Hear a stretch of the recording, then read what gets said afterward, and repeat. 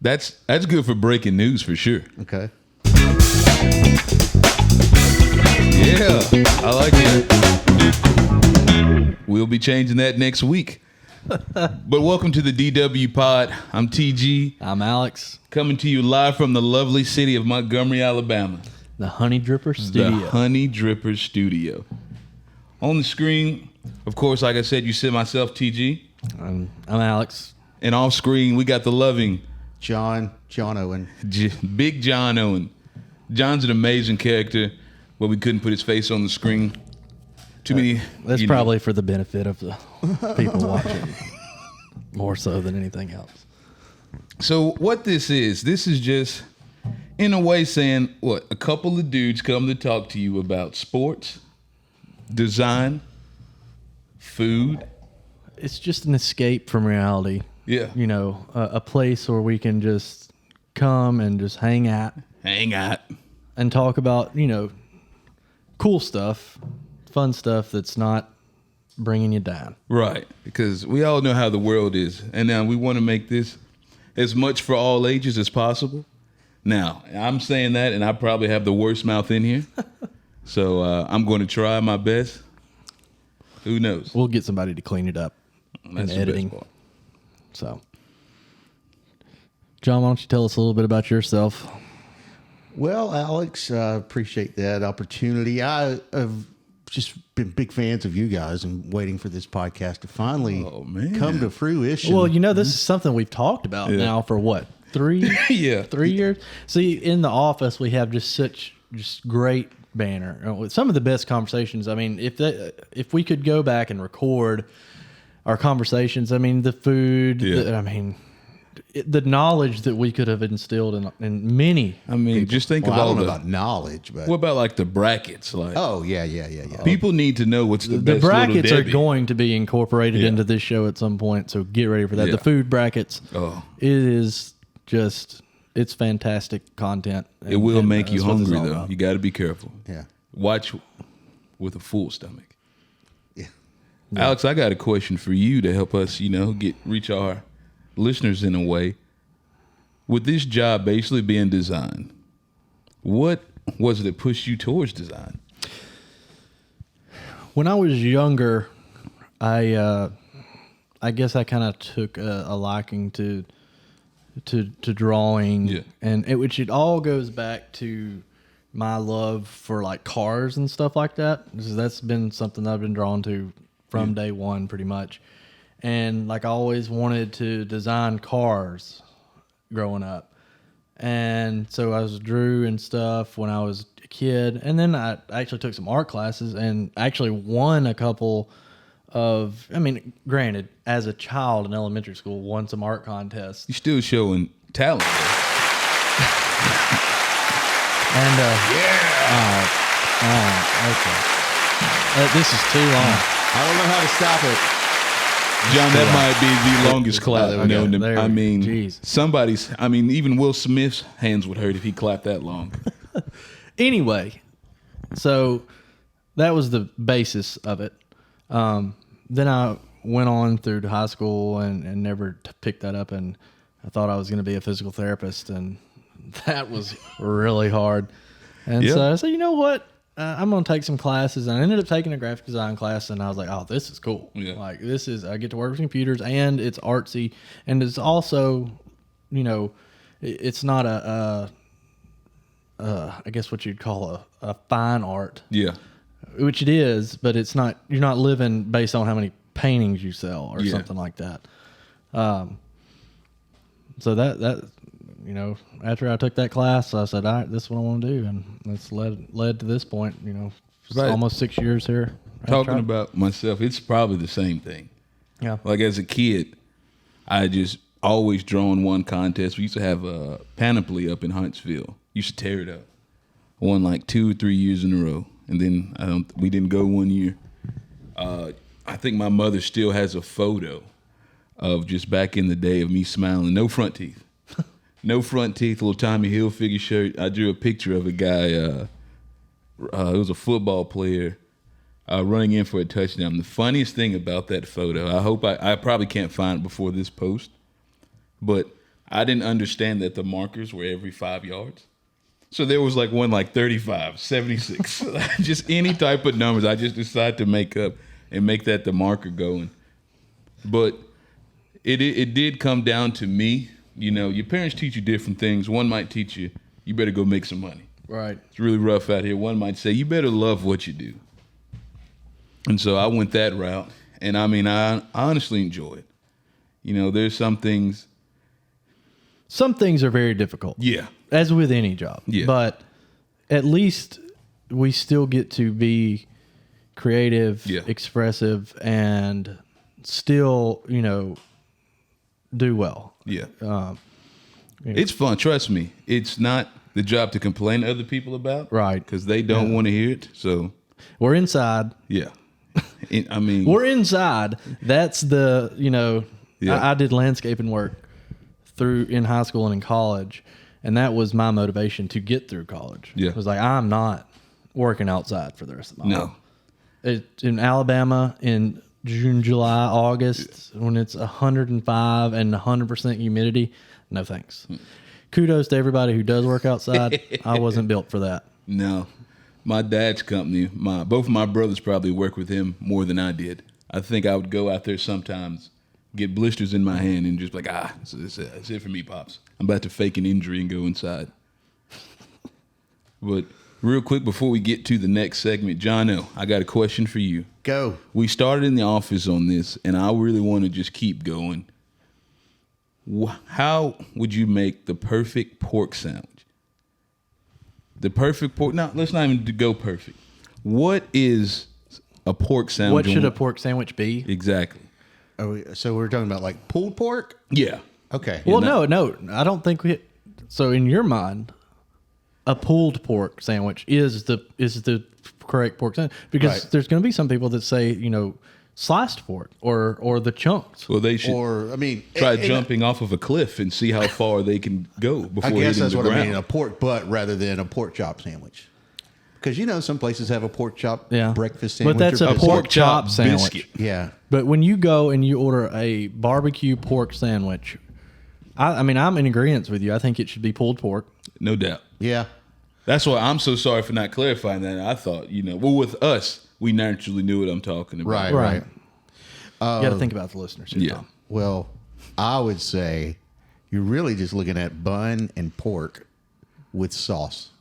When people start adding coleslaw, they're just ruining it. Well, I disagree with you. Coleslaw is delicious on a pork sandwich. Yeah. But It's probably the only place I like to eat. But the true perfect pork sandwich is just bun, pulled pork, bun, no sauce. Jeez. That's the true test of a good barbecue joint, is if their pulled pork is good with no sauce. You're a traditionalist. Yes. And I am more, give me that damn sandwich the way you want it to taste. Now, I'm a sauce guy. I love sauce. Yeah. I'm going to put sauce on it, probably. But to know, to truly judge a place, you got to take their pulled pork. Yeah. No sauce. All right. How about this? What about a Philly cheesesteak? What's included on it? I'm asking this for a reason, guys. My country ass has never been to Philadelphia, so I couldn't tell you. I don't think we can speak to that. Yeah. Is it a hoagie bun and little shrivers of steak? Chopped steak? And just Cool Whiz cheese, whatever that's cheese whiz. No, I don't think what did I say? Whiz. I bet people Cool Whip. Yeah, the Cool Whip sandwich they got up there in Philly. I don't think that people in Philly are going to say the Philly Whip sandwich. But okay, so onions. The big thing people say is the big debate in Philly is cheese whiz versus I think it's provolone. Oh, okay. Provolone slices. That shouldn't be an argument. But I went to Philly one time, and I had a guy at a sandwich shop tell me that a true Philly cheesesteak is just meat and cheese. No onions, no peppers, none of all of that stuff. That's been added over time. But the original the purist, which I'm a purist, Passionate about would Phillies. say just He meat hates and onions. cheese. Yeah. Oh, yeah. That's why. That makes Onions sense. will burn in hell forever. Whoa. That's the Yes. first time I think I've heard John. Condemning Yes, onions. that's how much I hate onions. Well, but I think that I believe that, and I don't have a problem with a Philly not having onions or peppers on them. there you go. I don't know, man. I like my onions on the sandwich. I do too. I like my onions. I like my peppers. I do Put 'em too. all But in I there. can get behind. I can get behind just meat and cheese. I just can't imagine eating that much cheese. Not the provolone, but because I've seen, you Give see me all little the cheese. clips, and they just I want all the layered. cheese. And I mean, Yeah. I didn't get this size by not eating, but there's some things I'm not going to take down. Right. Yeah, yeah. And Well, that is that much cheese. I'm team provolone, team meat and cheese. I think I'm agreeing with you.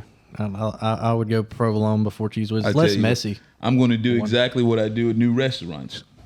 Give me what you eat. So if you eat it with Yeah, onions yeah. and stuff, Now then that's how I want. that's I'm with you on that. Like when I go to somewhere, you go on vacation or something, you go to a local joint. Yeah, I want what you think's good, Yeah. and I want it how you like it prepared. I agree with you on that. I'm just saying, traditionally, The what I minute, think of. the minute you go soul searching on the menu you've never been at, you just might as well cancel the dinner. Yeah. See, now here at home, we can do that. We can switch, like the Mexican spot that we eat at all the time across the street from my house. Yeah. Every time I order there, I make it a point to order something different because I want to try everything on the menu. I got you. You know what I mean? I love what your little philosophy is there. So somebody from California or up north or another country comes to visit and says, "Hey, what's Florida. this pork sandwich I hear about?" What are you going to tell them? I'm gonna tell I'm them. gonna send them if they're in Montgomery. Yeah. I'm probably gonna send them to Full Moon Yeah. Okay. and tell them to get it with the chow chow, which I'm pretty sure it comes with Yeah. chow chow on the sandwich. I'd say get it on the side, take that first bite without it. Bite number 2, that's how you're supposed to eat it, and then let me know what you think. And there are some nice barbecue places around here, but off the top of my head, I'm a big fan of Full Moon, and that's where I'm sending. And it's also been consistent. Full Moon is Alabama. It's a chain, but it's an Alabama Yeah. chain, so we can get behind. And basically, we're talking about Full Moon, so they will do a sponsorship of the DW podcast. That would be a Please. perfect sponsor. For I don't the know if I DW can pod. talk and eat ribs, Well, I can. So All right. We'll have to do a special episode Of eating ribs? eating. Maybe that's something we work in the Yeah. future. We have, once a month.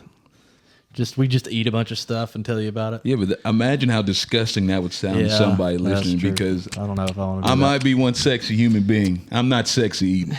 It is Yeah. probably my least sexy I trait. do not like to be we'll have watched. the design of the week, the sandwich of the month. I like it.